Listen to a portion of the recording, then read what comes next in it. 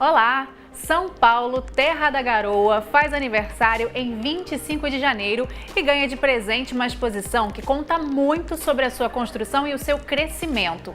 A mostra São Paulo Sinfonia de uma Metrópole é gratuita e está na Galeria de Fotos do Centro Cultural Fiesp. Quem for até lá vai poder contemplar 61 registros fotográficos do alemão Theodor Preissing, que viveu no Brasil na primeira metade do século XX e percebeu a transformação da metrópole. A gente vai conversar agora sobre a exposição com o curador Rubens Fernandes Júnior. Olá, Rubens! Você me escuta bem? Olá, Karen. Tá tudo em ordem. Escuto muito bem. Que bom. Muito obrigada por participar com a gente, viu? Eu queria começar te perguntando por que desse nome, Metrópole, de uma sinfonia de uma metrópole. Por que esse nome? Na verdade, esse nome é o nome de um filme sobre São Paulo, que foi rodado em 1929.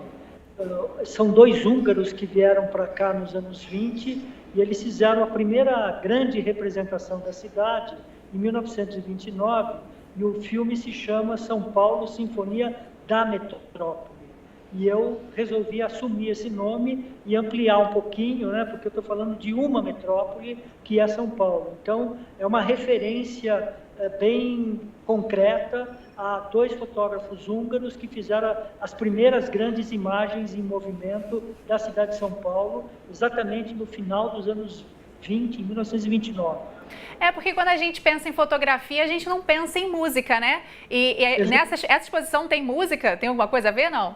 Não, não tem música, mas é que eles fazem uma abordagem da cidade, do ponto de vista de movimentação de câmera, que lembra muito o andamento de uma sinfonia, né? Então, ela começa, a cidade acorda, então ela é bem lenta, e à medida que ela o dia vai ganhando as horas, né? A cidade vai se movimentando, os bondes tomam os espaços urbanos, os automóveis, as pessoas, e apesar do filme ser mudo, ao final do filme parece que a gente tem assim uma grande confusão sonora, né? Então o título é muito interessante, né? Porque é Sinfonia da Metrópole. Bacana, parece que a gente acordou num dia e viveu um dia de São Paulo, então, né? Exatamente. Eu queria saber...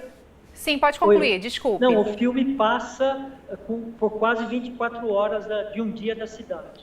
Bacana. Uma boa dica, além da sua exposição, né? Eu queria saber por que você escolheu este fotógrafo. Porque o Preissing é um fotógrafo que tem um trabalho importantíssimo, um trabalho do ponto de vista documental e jornalístico no Brasil todo, ele documentou o Brasil todo, mas ele ainda não é suficientemente reconhecido pelo mainstream. Hoje a gente tem vários fotógrafos estrangeiros que já ganharam um ponto na história da fotografia brasileira recente e o Preissing ainda não surgiu. Então, como eu conheço o trabalho há muitos anos, eu resolvi homenagear o Preissing e homenagear a cidade, recortando um repertório de 15 mil negativos, somente a cidade de São Paulo. Nossa, deve ter dado bastante trabalho, né? O que as pessoas que forem ver a exposição vão ver? Quais tipos de fotografia, quais momentos? Olha, ela começa no final dos anos 20 e vai até o início dos anos 40. E eu recortei as narrativas em 4 núcleos, né? Então, a primeira narrativa seria a narrativa da cidade em si, né? Então, aquela exuberância na década de 30, quando a cidade começa a se metropolizar, começa a se verticalizar, etc. Depois tem uma narrativa sobre os imigrantes, a chegada dos imigrantes no Porto de Santos e depois na Estação da Luz em São Paulo.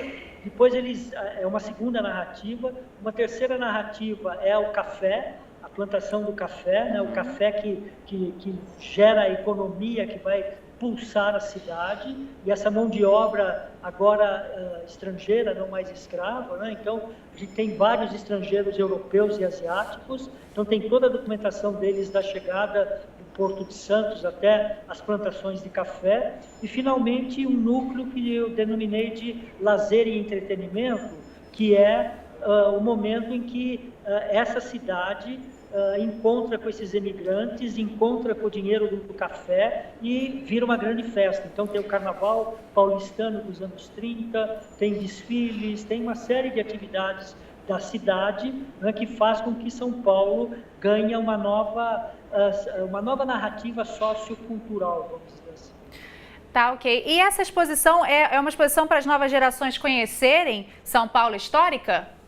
Basicamente, essa é a ideia, porque São Paulo é uma cidade muito viva, né? São 4 cidades em um século, vamos dizer assim, e a gente está pegando uma segunda cidade, que é a cidade da primeira metade do século XX, né? Onde ela tem um desenho muito interessante, uma arquitetura afrancesada, né? Então é interessante a gente perceber, e as novas gerações perceberem, o que foi essa cidade naquele momento, o que eram alguns prédios históricos permanecem, Teatro Municipal, entre outros, né? Algumas praças públicas, o Vale do Anhangabaú, e com isso eles vão estabelecendo as conexões com o contemporâneo.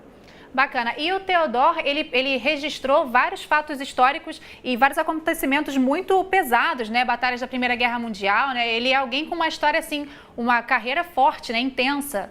Sim, ele é um fotógrafo alemão. Ele estudou na escola alemã de fotografia, que é muito técnica, muito precisa, e ele foi para o fronte na Primeira Guerra Mundial.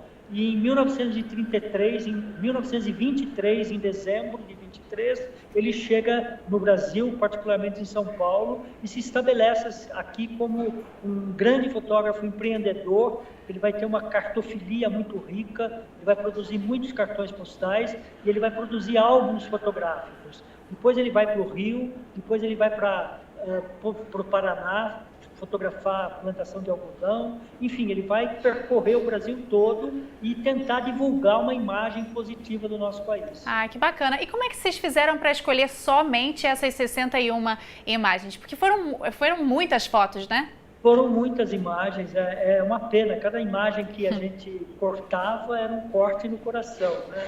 Mas o espaço ele é limitado, então, de qualquer maneira, a gente teve que, como tinha 4 núcleos narrativos, eu meio que equilibrei as imagens nesses 4 temas, né? E dando uma predominância para o espaço urbano, para São Paulo, que é um núcleo maior, que tem 24 imagens. Bacana. Você falou que você dividiu em 4 temas. Pode falar um pouquinho deles? O primeiro núcleo é o São Paulo, né? A São Paulo se metropolizando. O segundo núcleo é a chegada dos imigrantes no Porto de Santos e depois na cidade de São Paulo. O terceiro núcleo é a plantação de café, né? E o quarto núcleo é o lazer e entretenimento. São 4 narrativas que se superpõem para contar um pouco a história da riqueza do Estado nesse momento, que é particularmente a década de 30. Bacana. E desses 4 aí, qual que você mais gosta, Rubens? Eu gosto mais do lazer e entretenimento. Por quê? Porque as pessoas são mais soltas, são brasileiros misturados com estrangeiros. As fotos são mais espontâneas? Espontâneas, exatamente. São mais fotojornalísticas, né?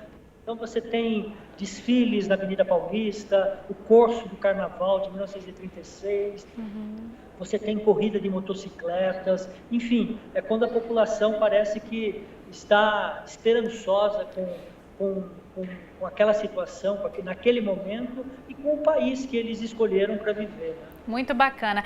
Vamos passar o serviço, então. A exposição está em São Paulo, né? O nome da exposição, Sinfonia de uma Metrópole, abertura 25 de janeiro. Tá onde? Na Galeria de Fotos... Ah, tá aqui. Galeria de Fotos do Centro Cultural Fiesp, na Avenida Paulista, 1313. O nome da exposição, São Paulo, Sinfonia de uma Metrópole. A gente consegue ver o site também, para quem quiser pegar mais informações? No site do Fiesp tem uma aba que mostra as exposições aqui do centro e particularmente a nossa exposição. Tá ótimo. Ô Rubens, a gente está mostrando aqui na tela, eu quero muito agradecer a sua participação, viu? Sucesso aí na sua exposição. Obrigado. Tá ótimo, um abraço. Olha, você de casa, muito obrigada pela sua companhia. Se você quiser rever esta ou outras entrevistas, é só acessar o futuraplay.org. Até a próxima.